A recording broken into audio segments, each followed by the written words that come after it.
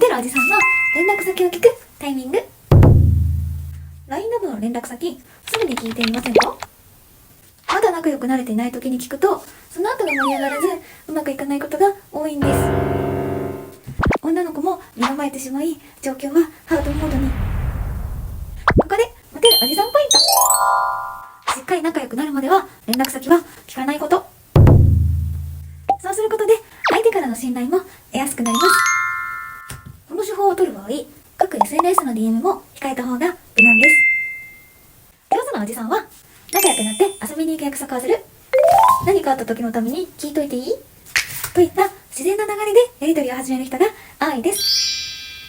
連絡先交換をスタートラインではなく、途中で必然的に発生するイベントという風に考えた方がうまくいきますよ。